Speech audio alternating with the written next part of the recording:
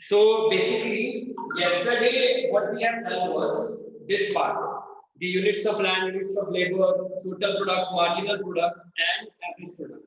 See over here, I have made a separate table. It is not the same table as last day. It is a different table altogether. तो हम लोग इस table को समझते हैं पहले, ठीक है? उसके बाद इधर आएंगे कि ग्राफ कैसे बनेगा और ऑल थिंग्स, ओके? तो पहले टेबल को समझ लेते हैं हम लोग. Okay, over here you can see that units of land 1, 1, 1, 1, 1, 1, 1. That means what? That units of land which we are talking about is constant. As we have read yesterday, that there are things which are constant. That means ये जो capital वाला part है उसको हम constant रखेंगे. Capital factor. Yes, yes, Anjali. Sir, your voice is echoing. God, this is what is the बहुत problem. echo कर रहा है आपकी आवाज, बहुत ज़्यादा. Okay, fine. Wait a second. I believe now it will echo lesser than what it was echoing before. All right. Now we are going to continue with the. Okay. Is it okay?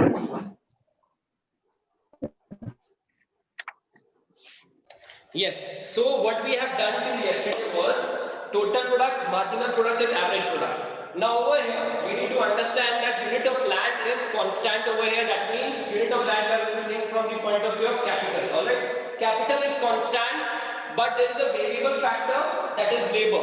All right. Units of labor are changing, and capital is constant. That means land is constant. As obviously we can see it in the real life also that land is generally constant. Land can only change in the long run.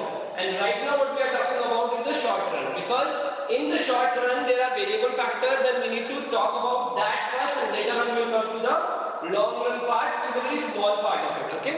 So over here we are getting TP, the formula of total product. There is no formula for the product. Yesterday Piyush Sethia asked me a question, which was a real good question कि sir आप बोल रहे हो कि Q is equals to KL, K into L. नहीं, वो नहीं है. Q is equals to KL. That's it. इसका मतलब क्या है कि आप अगर एक यूनिट ऑफ लैंड यूज कर रहे हो और एक यूनिट ऑफ लेबर यूज कर रहे हो तो कितना प्रोडक्शन हो रहा है आपको बस इतना पता लगाना है, तो वो टोटल प्रोडक्ट में काउंट हो जाता है. ठीक है. अलग अलग लैंड पे अलग अलग काइंड ऑफ प्रोडक्शन होगा. क्यों हम मैं क्यों बात कर रहा हूँ पीयूष? बिकॉज सपोज करो एक लैंड 10 हेक्टेयर का है, ठीक है, और उसके ऊपर 10 लेबर लगे हुए. इसका मतलब ये थोड़ी 10 into 10 100 यूनिट्स खाली प्रोड्यूस होगा. ऐसा नहीं होता है. आपका वहां पर क्या प्रोडक्शन आ रहा है, उस लैंड के ऊपर क्या उग रहा है, क्या उगाया जा रहा है, कितना लेबर कितने एफिशिएंसी से काम कर रहे हैं, वो हमें पता चलेगा तो प्रोडक्शन आएगा. तो टोटल प्रोडक्ट का कोई भी कैलकुलेशन एज इफ नहीं आएगा. वहां पे कभी भी आपका टेबल बनेगा तो या तो आपको टीपी बता दिया जाएगा, अगर टीपी नहीं बताया जाएगा तो आपको एमपी बता दिया जाएगा. कोई ना कोई एक चीज बता दी जाएगी, उसके हिसाब से आपको सारी चीजें निकालनी पड़ेगी. ऑलराइट, तो ये चीज ध्यान रखना. Okay, now carrying it on. Total product जो हमारे सामने आपको दिख रहा होगा, टोटल प्रोडक्ट आपको दिख रहा होगा 2, 5, 9, 12, 14, 15, 15, 14. अब इसके ऊपर हमें बहुत ध्यान रखना है बिकॉज जब हम यहाँ पे आएंगे when we come to the graph we need to understand the graph properly. Because ये चैप्टर के अंदर इसके बाद और कुछ भी नहीं है, बस इतना ही है. If you are going to go with NCERT, अभी चैप्टर का एक बहुत बेसिक पार्ट बाकी है, फर्स्ट वाला पार्ट, ठीक है. लेकिन अगर आप टी.आर. जनरल बीके की बुक की बात करें तो एक ही चैप्टर को 2 चैप्टर्स में डिवाइड किया हुआ है. पहला चैप्टर यहां तक है, मतलब इसके बाद खाली एक छोटा सा पार्ट है जिसको मुझे डिफाइन करना है. सेकंड चैप्टर में वो चीज नहीं आएगी. Yes, Jagriti Chimba, you have raised your hand. Jagriti, what is the question? Sir, your voice is not coming properly. Okay. Now, as you have understood what is TP, what is MP and what is AP, फिर भी हमें इस table के इन दिनों को निकाल के देखना पड़ेगा कि TP क्या है, MP क्या है और AP क्या है. तो अब देखते हैं हम TP जब एक यूनिट ऑफ लैंड है, एक यूनिट ऑफ लेबर है, टोटल प्रोडक्ट इज 2, तो marginal product will also be 2 and average product will also be 2. कल एक फार्मूला दिया हुआ था, वो आपकी कॉपी में लिखा हुआ होना चाहिए, आपकी बुक में भी है, वो आप याद कर लेना. ठीक है. Then units of labor are changing. Their units of labor goes to 2. 1 unit of labor is 3. The total product is 5. Marginal product is 3. So AP is equal to 2.5. Like that, we are going to see the total product, and then there is the marginal product which is there. And then there is AP, average product, which is over here, which we have taken out of the formula. तो ये पूरा formula से हमने कर लिया और उसके बाद हमने ग्राफ प्लॉट किया एंड वो ग्राफ है यहाँ ये लग गया। ग्राफ के अंदर हमने क्या पॉइंट रखे हैं 1 2 3 4 5 6 7 8 लेबर 1 2 3 4 5 6 7 8 ये रहा लेबर, ठीक है। इसके बाद आउटपुट क्या है, आउटपुट की के पॉइंट है 2 4 6 8 10 12 13 16 मैक्सिमम आउटपुट है 15, तो हमने एक 16 तक का आउटपुट का एक चार्ट बना लिया। अब हमने टीपी ड्रॉ किया। अब देखो ये जो टीपी है इसके अंदर जो सबसे जानने वाली चीज है वो ये है कि एक पॉइंट है दैट इज के पॉइंट। ये जो के पॉइंट है ये पॉइंट ऑफ इन्फ्लेक्शन है। यहां पर मैंने वर्ड लिख रखा है point of inflection. What do you mean by point of inflection? Point of inflection is that point where up till where the total product is rising at an increasing rate. समझना बात, total product is rising at an increasing rate. सिर्फ यहाँ तक total product जो है वो increasing rate पे rise कर रहा है। आप देखो अगर प्रॉपर्ली इसको चार्ट में आके देखोगे, टेबल पे आके देखोगे, तो देखो यहाँ पर थर्ड पॉइंट जो है जहाँ पर 3 है वहाँ पर 9 है, ठीक है, और यहाँ तक 2 3 4। इसके बाद आप जैसे जाते हैं मार्जिनल प्रोडक्ट वापस 3 हो जाता है, 2 हो जाता है, 1 हो जाता है, 2 हो जाता है, माइनस हो जाता है। इसका मतलब क्या हो गया, के पॉइंट का टोटल प्रोडक्ट जो है वो बढ़ रहा है और इंक्रीजिंग रेट पे बढ़ रहा है। मतलब लास्ट टाइम जितना बढ़ा था उससे ज्यादा रेट पे इस बार बढ़ा है, ठीक है। लेकिन के पॉइंट के बाद टिल द पॉइंट ऑफ 7 आप यहां तक आ जाओ, टिल द पॉइंट ऑफ 6 ये वाला जो पॉइंट है, ठीक है, marginal rate total product is increasing at a diminishing rate. यहां तक टोटल प्रोडक्ट जो है एट अ इंक्रीजिंग रेट बढ़ रहा है, this at a decreasing rate मतलब डिमिनिशिंग रेट, और इसके बाद नेगेटिव स्लोप स्टार्ट होता है, नेगेटिव रेट स्टार्ट होता है, ठीक है। तो ये हमें याद रखना है, जैसे ही मार्जिनल प्रोडक्ट नीचे की तरफ, जैसे मार्जिनल प्रोडक्ट जब तक बढ़ रहा है 2 3 4, जब वापस 3 2 पे आने लगता है दैट मींस टोटल प्रोडक्ट बढ़ेगा लेकिन at a diminishing rate and at a decreasing rate, ठीक है। और जैसे मार्जिनल प्रोडक्ट 0 पे आता है इसका मतलब क्या है, total product is at its maximum. मतलब जब मार्जिनल प्रोडक्ट 0 पे है टोटल प्रोडक्ट क्या है, मैक्सिमम है। मैक्सिमम पे होगा टोटल प्रोडक्ट, इससे ज्यादा पे नहीं जा सकता। मतलब अगर आपसे क्वेश्चन करे when marginal product when total product is maximum, तो आपको बताना पड़ेगा when marginal product is 0 the total product is maximum, ठीक है। 7 नंबर पॉइंट पर मार्जिनल प्रोडक्ट देखो 0 है, तो फिर टोटल प्रोडक्ट कितना है 15 है, दैट इज मैक्सिमम। एंड जैसे ही 0 से आगे बढ़ा तो मार्जिनल प्रोडक्ट माइनस में गया, माइनस में जाते ही टोटल प्रोडक्ट उसका एक नेगेटिव स्लोप स्टार्ट होगा, ठीक है। तो ये चीज हमें याद रखनी पड़ेगी कि there is a point A जहां तक मार्जिनल प्रोडक्ट बढ़ रहा होता है और टोटल प्रोडक्ट भी बढ़ रहा होता है at an increasing rate. Marginal product से गिरना स्टार्ट होता है तो टोटल प्रोडक्ट लेकिन तभी भी बढ़ रहा होता है but at a diminishing rate. फिर मार्जिनल प्रोडक्ट नेगेटिव में चला जाता है तो तब टोटल प्रोडक्ट भी गिरना स्टार्ट हो जाता है and that is negative rate और negative slope of total product. तो आई बिलीव यहां तक वेरी मच क्लियर है आप सबको। everyone is it clear everyone? If there is any question please ask me right now. Yes, if it is clear please raise your hand everyone, and if it is not please ask me the question. So will you please explain that marginal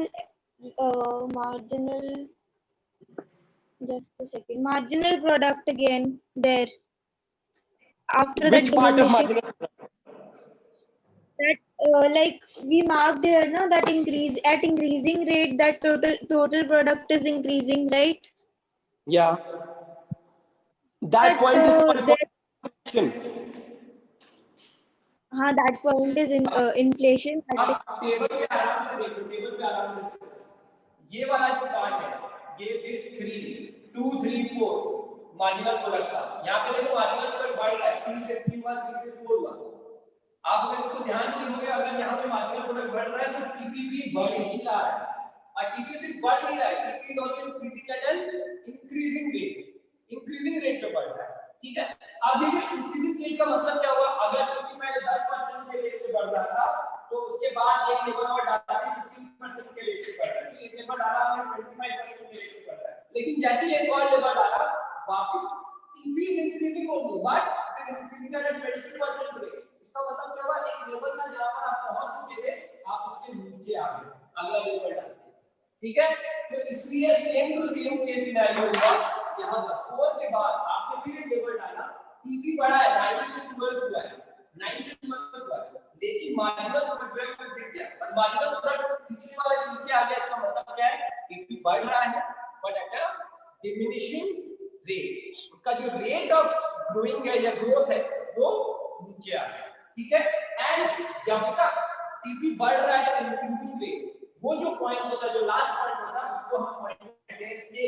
ए का मतलब होता है यहाँ पे point of inflection, point of inflection, that means point of inflection is that point up till which the DP, the total product, is rising or growing at an increasing rate. After that, it will grow, but it will come down, and it will grow at a diminishing rate.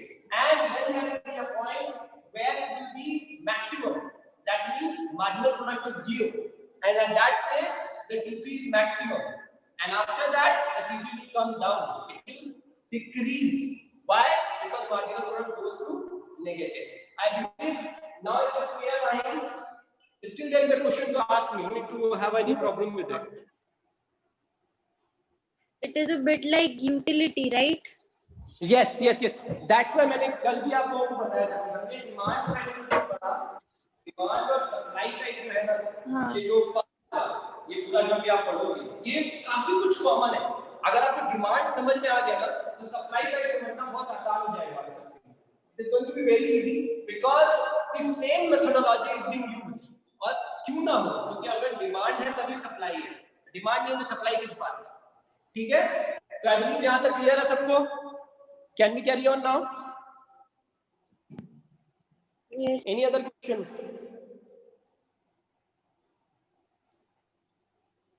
Nobody is asking the question, so I am continuing with the thing. Okay. अब इसके बाद जो मेरे को important बात बतानी है आपको, मैं एक बार एवरेज प्रोडक्ट को हटा के यहाँ से, या फिर एवरेज प्रोडक्ट रहने देता हूँ। मैंने आपको point of inflation, point inflation बता दिया है, इंक्रीजिंग एमपी इंप्लाइंग रिटर्न्स का फैक्टर बता दिया, diminishing MP implying diminishing returns का factor, increasing MP means increasing returns का फैक्टर, ठीक है। यहाँ पे increasing returns to a factor आएगा, और यहाँ पे फैक्टर क्या है, लेबर, क्योंकि वही एक फैक्टर है जो कि वेरिएबल है। यहाँ पे डिक्रीजिंग एमपी का मतलब हो गया decreasing returns to a factor, और फिर इसके बाद एक कांस्टेंट रिटर्न आता है, जीरो वाले लेवल पे कांस्टेंट रिटर्न है, इसके वाले इससे पहले वाले में भी बन रहा था, इसमें भी बन रहा है, constant return to a factor है। And last but not the least, जैसे एमपी माइनस में चला जाता है, वो जाता है negative returns to a factor, negative returns to a factor. Zero होने का और negative returns to a factor होने का मतलब ये हो गया, इस आपका जो एरिया है या जो आपका कैपिटल है, उसके ऊपर अब हद से ज्यादा लोग आके काम कर रहे हैं जिसकी जरूरत नहीं है। दैट मींस कि अब आपको कोई भी पॉजिटिव साइड से इन्फ्लुएंस नहीं कर रहा है, आपका नेगेटिव साइड काम करना स्टार्ट कर चुका है। तो मतलब आपको उस जगह को खाली करना है, दो या तीन जगह हटाना है। अगर आप नहीं हटाओगे तो ये प्रॉब्लम रह जाएगी, ओके। और आप नेगेटिव में जाते जाओगे, which will create big problems in the future for the company. अब यहाँ पर मैं एक क्वेश्चन पूछना चाहूंगा आप सबसे, और वो क्वेश्चन कुछ इस तरह है कि मेरे को कोई भी एक जन बताए करके that what do you think if TP increases, can TP increase even when MP is decreasing? Can total product increase even when MP, marginal product, is decreasing? Yes, Karthik. Yes.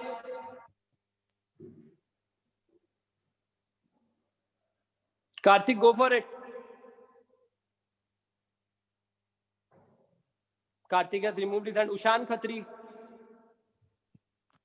Yes, sir. And why? And how? Rather than why, how? Sir marginal product is that कि कितना product बढ़ रहा है हर total product पे, तो बढ़ तो वो रहा ही है टोटल प्रोडक्ट, तो मार्जिनल प्रोडक्ट बढ़ कम रेट पे रहा है पर लेकिन वो बढ़ तो रहा ही है, तो इसलिए टोटल प्रोडक्ट भी बढ़ रहा है। हाँ, क्योंकि हमने एक लॉ ऑफ वेरिएबल प्रोपोर्शन पढ़ा है और लॉ ऑफ वेरिएबल प्रोपोर्शन क्या कहता है? लॉ ऑफ वेरिएबल प्रोपोर्शन ये कहता है कि जब तक मार्जिनल प्रोडक्ट नेगेटिव में नहीं जाता या फिर जीरो नहीं होता तब तक टीपी जो है टोटल प्रोडक्ट वो बढ़ता रहता है। जैसे ही मार्जिनल प्रोडक्ट नेगेटिव में जाता है या जीरो हो जाता है या तो टीपी कांस्टेंट हो जाएगा टोटल प्रोडक्ट या फिर टोटल प्रोडक्ट नेगेटिव स्लोप में या नेगेटिव रेट में चला जाएगा। ठीक है, this will be the answer. इसको याद रखना, कहीं कोई प्रॉब्लम नहीं हो जाएगा। ठीक है, अब मेरे को एक बात बताओ, आप एज अ प्रोड्यूसर एक सिंपल सा क्वेश्चन पुट कर रहा हूं आप सबसे।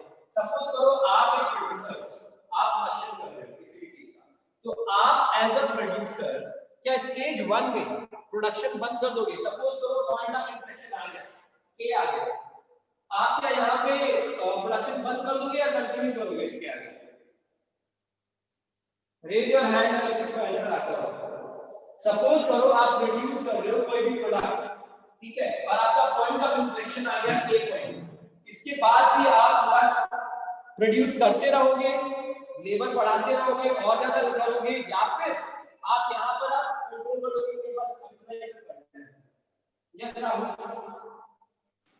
सर इफ पॉसिबल तो मैं पहले अपना परमानेंट रिसोर्स जो जिसको यूज करके लेबर प्रोड्यूस कर रहा है वो बढ़ाऊंगा, नहीं तो अगर जरूरत पड़ती है तो अगली स्टेज तक कम से कम लेबर को बढ़ाने की रहेगी।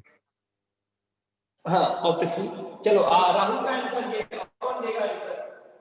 राहुल का आंसर ये है, और कौन देगा answer? There can be two और three answer for this. I am waiting for others to answer. अगर आपको समझ आया तो आप आंसर करोगे, तो आप आंसर नहीं करोगे। यस देवांशी, चुप, गिव मी द आंसर। आप एक प्रोडक्शन हाउस की मालिक हो एंड आपका पॉइंट ऑफ इंफ्लेक्शन आ गया है, आपने लेबर बढ़ा दिया, आपके पास इतना ही लैंड है, आपने लेबर बढ़ाया, लेबर बढ़ाते बढ़ाते पॉइंट ऑफ इंफ्लेक्शन पे पहुंच गए एक पॉइंट पे। अब आप क्या करोगे? आप प्रोडक्शन लेबर बढ़ाना बंद कर दोगे और उसी लेवल पर प्रोड्यूस करते रहोगे, या फिर अभी और लेबर बढ़ाओगे? देवांशी, चुप, answer me.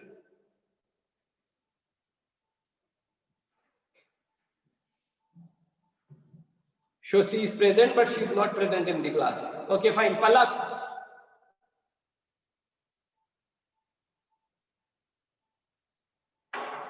Palak, what will be the answer?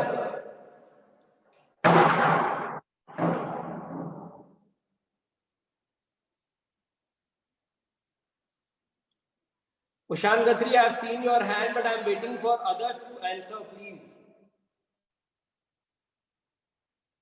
Palak is also present but absent in the class. Yes, Vahini.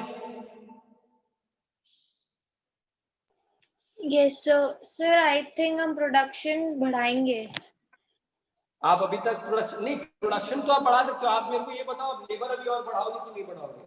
इसके बाद भी लेबर और रखना स्टार्ट करोगे, कंटिन्यू करोगे कि नहीं करोगे? सर लेबर बढ़ाएंगे तब थोड़ा प्रोडक्शन और बढ़ता जाएगा ना, तो आई थिंक लेबर आप बढ़ाओगे मतलब आपके हिसाब से? हाँ, मे बी। आपको नहीं लग रहा ये आपका नुकसान है कि यार लेबर तो बढ़ा रहा हूँ मैं, लेकिन पहले जितना रिटर्न मिल रहा था उतना रिटर्न नहीं मिल रहा? क्या आपको नहीं लगता ये आपका नुकसान होगा कि पहले जितना रिटर्न मिल रहा था उतना रिटर्न नहीं मिल रहा? बट जब लेबर बढ़ेगा तब प्रोडक्शन भी तो बढ़ेगा ना, या फिर लेबर बढ़ेगा तब? मेरे कहने का क्वेश्चन तो यही है ना कि हम के पॉइंट के बाद क्यों बढ़ाए? हमारा रेट ऑफ जो प्रोडक्शन था टोटल प्रोडक्ट का वो तो घट जाएगा पर लेबर बेस पे, क्यों कंटिन्यू रखें? सवाल ये है। Continue. Yes Sushant Khatri. Sir जब तक मेरा प्रॉफिट होएगा तब तक मैं अपनी लेबर बढ़ाता रहूंगा। सिंपल रूल, सीधे प्रॉफिट पे आना। आपका प्रॉफिट हो रहा है पर लेबर पे आप जो खर्चा कर रहे हो आप उससे ज्यादा कमा रहे हो। जब आप लेबर पे खर्चा कर रहे हो उससे ज्यादा कमा रहे हो तो आप क्यों रुकोगे? आप बढ़ाओगे, क्योंकि आपको लैंड का खर्चा तो हो ही नहीं रहा। लैंड का खर्चा तो बड़ा खर्चा होगा आपका, आपकी लैंड का खर्चा नहीं हो रहा, वेरिएबल फैक्टर का खर्चा हो रहा है। पर वेरिएबल फैक्टर पे जो आप खर्चा कर रहे हो उस पे आप प्रॉफिट कमा रहे हो। और अगर आपका प्रॉफिट हो रहा है और प्रोडक्शन, प्रॉफिट कैसे हो रहा है? प्रोडक्शन ज्यादा हो रहा है, इसका मतलब प्रॉफिट ज्यादा होगा। प्रॉफिट हो रहा है तो आप क्यों रुकोगे? जब तक आपका डिमिनिशिंग रेट में भी अगर टोटल प्रोडक्ट बढ़ रहा है तो भी आपका तो फायदा ही है। जब नेगेटिव में चला जाएगा तब आप बंद कर दोगे, आप जीरो पे आओगे। एज अ प्रोड्यूसर आपका दिमाग कहां पे रहेगा, इस पे रहेगा कि मैं जैसे ही जीरो पे आया कांस्टेंट लेवल पे आया, इसका मतलब ये होगा इसके बाद लेवल मेरे को जितना रुपया मैं उसको दे रहा हूं उतना मुझे कमा के नहीं दे रहा, या उससे ज्यादा मुझे कमा के नहीं दे रहा, क्योंकि प्रोडक्शन नहीं बढ़ रहा, मेरा प्रोडक्शन प्रॉपर नहीं हो रहा। तो मैं क्या करूंगा, मैं ट्राई करूंगा कि अब मैं यहाँ पे रोक दूं, और अब अगर मुझे लेवल को रखना है, मेरी कंपनी को बड़ा बनाना है, क्योंकि मेरे पास ऑर्डर्स हैं, तो मैं पहले कैपिटल के ऊपर जाऊंगा, जो खर्चा हो जाएगा लॉन्ग में। ठीक है, तो ये हो गया पॉइंट हमारे को समझने के लिए कि सप्लाई साइड कैसे काम करता है, वो कब बंद कर देता है और लेबर को या वेरिएबल फैक्टर को और लेना शॉर्ट रन के अंदर, फिर वो लॉन्ग रन में काम करता है। लॉन्ग रन में कैसे काम करता है, लॉन्ग रन में फिर वो कैपिटल बढ़ाता है जो उसका फिक्स फैक्टर था उसको बढ़ाएगा, और उसके बाद लेबर को बढ़ाएगा ताकि चीजें कंटीन्यूअस रहे। I believe all of you understood this, सारे समझ गए होंगे। अब यहाँ पर ना एक चीज और आती है, और वो चीज है कि हमें रिटर्न टू स्केल समझना पड़ेगा। देखो अभी तक आपने जो भी पढ़ा, जो भी देखा, अभी देखो यहाँ पर इस ग्राफ के ऊपर और देख लेते हैं, एक और पार्ट है इस ग्राफ का, वो ये है, देखो ये जो एलपी है मार्जिनल प्रोडक्ट, वो ये वाला graph, this graph is marginal product जो एक लेवल तक बढ़ा और उसके बाद नीचे जाके नेगेटिव में चला गया। ठीक है, और जो एवरेज प्रोडक्ट है वो उसके जस्ट नीचे वाला ग्राफ है, एक तरफ तक बढ़ा, फिर उसके बाद जाके काइंड ऑफ कॉन्स्टेंट लेवल पे नीचे आते गया, नेगेटिव में गया था, क्योंकि मार्जिनल प्रोडक्ट को हमने पहले नेगेटिव में जाते ही वो दिया लेवल को और डाला उसने। ठीक है, अब यहाँ पर समझने वाली बात क्या है, वो ये है कि मार्जिनल प्रोडक्ट और एवरेज प्रोडक्ट का रिलेशन क्या है। What is the relation, marginal product और टीपी टोटल प्रोडक्ट का रिलेशनशिप हमने आपको बता दिया। ठीक है, वो आपने पढ़ लिया, क्या रिलेशनशिप बताया था मार्जिनल प्रोडक्ट टोटल प्रोडक्ट का, कि जब तक मार्जिनल प्रोडक्ट बढ़ रहा है तब तक टोटल प्रोडक्ट भी बढ़ता है at an increasing rate. Alright, जब मार्जिनल प्रोडक्ट घटने लगता है तो टोटल प्रोडक्ट फिर भी बढ़ रहा होता है but at a diminishing rate. When marginal product is zero, total product is constant. When marginal product goes to negative, total product is going in a negative way. Is decreasing at a negative rate. All right, is increasing or decreasing at a negative rate. तो अब यहाँ पर जो last point, अब observation relation between AP and NP बहुत important. जब तक AP increase करता है, AP कब तक इंक्रीज करता है ये आपको पता रखना पड़ेगा, ये रिलेशनशिप हो सकता है पूछा जाए आपसे। ठीक है, AP कब तक इंक्रीज कर रहा है, ये टेबल देके बताओ, AP कब तक इंक्रीज कर रहा है, 2 2.5 3 2 3 4, जब तक MP is greater than AP average product is increasing, जब तक MP marginal product is greater than average product is increasing. When MP is less than AP, that means average product is decreasing. When MP is less than AP, that means AP is decreasing. ठीक है, और AP कब maximum पे होता है, when MP is equals to AP. AP कब maximum पे होगा, जब MP और AP इक्वल हो। ठीक है, वो पॉइंट होगा ये वाला जो दोनों जब एक दूसरे के साथ मिल के जा रहे हैं, यहाँ पर ये वाला जो पॉइंट होगा ये MP is equals to AP होगा। ठीक है, और यहाँ पर AP मैक्सिमम होगा। तो आपने को ये याद रखना है, ये कंक्लूजन जो आपको ग्राफ से मिलता है या आपको दिमाग में बैठा के रखना है, दैट जब MP बढ़ रहा है, MP और AP में ज्यादा अगर MP है, marginal product is greater than AP, that means AP is rising. ठीक है, when MP is smaller than AP, that means AP is decreasing. ठीक है, AP is at the highest when MP is equals to AP. Like the total product is at highest when MP is equals to marginal product is 0. ठीक है, तो ये जो चीजें ये ध्यान रखना कि ये शॉर्ट क्वेश्चन में आते हैं, और जब हमें ये पता नहीं होता तो हम बहुत टाइप लगा देते हैं और आंसर हमें नहीं मिलता होता। तो आई बिलीव यहाँ तक बिल्कुल क्लियर है। अब एक छोटा सा पार्ट जो है मैं आपको क्लियर कर देता हूँ, रिटर्न्स टू स्केल, जो आपके एनसीईआरटी बुक के अंदर है, और वो क्या है, the law of variable proportion also states for the long run. Long run में क्या कहता है, law of variable proportion, long run के अंदर जहां पर आपका कैपिटल भी आप बढ़ाते हो, इंक्रीज करते हो, और आपका लेबर। अब क्या होता है, एक पॉइंट ऐसा आ जाता है जब आप लेबर और इंक्रीज करोगे तो आप नेगेटिव स्लोप में चले जाओगे और आपको अर्निंग नहीं होगी, आप लॉस कमा रहे हो। तो आपको क्या करना पड़ता है, तब आप कैपिटल इंक्रीज करते हो, ठीक है। जो फिक्स फैक्टर होता है उसमें पैसा लगा दो, वेरिएबल फैक्टर उसको बनाते हो और लेबर को भी वेरिएबल फैक्टर बनाते हो। अब अगर वेरिएबल फैक्टर जितना भी इनपुट्स है कैपिटल और लेबर के ऊपर जो आप खर्चा कर रहे हो, जो आप बढ़ा रहे हो, अगर जितना प्रोपोर्शन पे आप कैपिटल और लेबर जो इनपुट सब को बढ़ा रहे हो, अगर उतने प्रोपोर्शन पे आपका राइज होता है प्रोडक्शन, अगर उतने रेट पे आपका प्रोडक्शन राइज होता है तो इसको हम कहते हैं कांस्टेंट रिटर्न्स टू स्केल। इसको हम क्या कहेंगे, कांस्टेंट रिटर्न्स टू स्केल। इसको थोड़ा सा कुछ समझते हैं, टेबल नंबर का काम नहीं है, और मैं जो बात कर रहा हूं ताकि मुझे बोर्ड के लिए यहां पर वैसे याद हो आपको।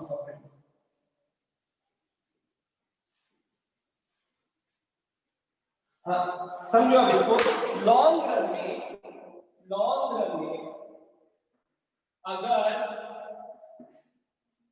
आपने जो इनपुट दिया है, whatever input you have given, be it a fixed factor or plus constant factor को जो आपने बढ़ाया है, जो आपने fixed factor and variable factor को जो आपने बढ़ाया है, वो लॉन्ग रन में दोनों बढ़ते हैं फैक्टर। तो लैंड और लेबर को आपने बढ़ाया, जितना इनपुट आपने डाला है यहाँ पे, अगर उतने ही इनपुट में आपका प्रोडक्शन भी बढ़ा है, सेम रेट पे आपका प्रोडक्शन बढ़ा है, तो वो हो गया constant return to scale, constant returns to scale. और अगर आपने जो प्रोडक्शन में डाला, मतलब जितना इनपुट आपने बढ़ाया है इन दोनों का मिला के, उससे ज्यादा प्रोडक्शन कर पा रहे हो, उससे ज्यादा रेट पे आप प्रोडक्शन कर पा रहे हो, तो वो हो जाएगा इंक्रीजिंग रिटर्न्स टू स्केल, ठीक है। And last but not the least, आपने जितना फैक्टर में आपने इनपुट बढ़ाया है, जितने परसेंटेज ऑफ इनपुट बढ़ाया है आपने फिक्स फैक्टर और वेरिएबल फैक्टर मिला के, उससे कम रेट पे आपका इंक्रीज हो रहा है, उससे कम रेट पे आपका प्रोडक्शन बढ़ रहा है, तो that is called decreasing returns to scale. इसका मतलब क्या हुआ, कांस्टेंट रिटर्न टू स्केल वो हो गया जहां पर आपका जो आपने इनपुट बढ़ाया था उतना का आउटपुट आ रहा है। Input change in input is equals to change in output, ठीक है, पहला। दूसरा, चेंज इन इनपुट जो था उससे कम चेंज इन आउटपुट है, सॉरी इससे ज्यादा चेंज इन आउटपुट है, तो ये हो गया इंक्रीजिंग रिटर्न्स टू स्केल, ये वाला हो गया इंक्रीजिंग रिटर्न्स टू स्केल। और तीसरा हो गया चेंज इन इनपुट और लोअर रिटर्न्स टू आउटपुट है, तो ये हो गया आपका डिक्रीजिंग रिटर्न्स टू स्केल, ठीक है। आई बिलीव ये क्लियर है आप सबको, क्लियर है? एक बार raise your hand everyone please. Returns to scale क्या होता है?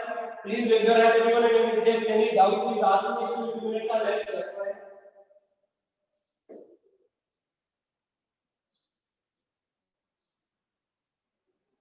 So it is very clear। तो अब ये वाला जो पहला चैप्टर का पार्ट था कटिया जो नीचे हुई का, वो कंप्लीट हो गया है, और इसका जो दूसरा पार्ट है इस चैप्टर का, इस कॉस्ट का साइड। अभी इस चैप्टर का नाम क्या था? Production function, production and cost. अगर आप एनसीईआरटी स्कूल में बैठे हो, प्रोडक्शन एंड कॉस्ट नाम था, तो प्रोडक्शन का साइड कंप्लीट हो गया कि प्रोडक्शन कैसे हम लोग मैनेज करते हैं और क्या-क्या चीजें होती है प्रोडक्शन के अंदर ध्यान रखने की, ठीक है। अब कल से या नेक्स्ट वीक से हम लोग कॉस्ट की तरफ जाएंगे, ठीक है, और उसके ऊपर पढ़ेंगे। Okay everyone, now if there is any question, there is anything in your any reminder one you can ask from my side, it's completed today's class।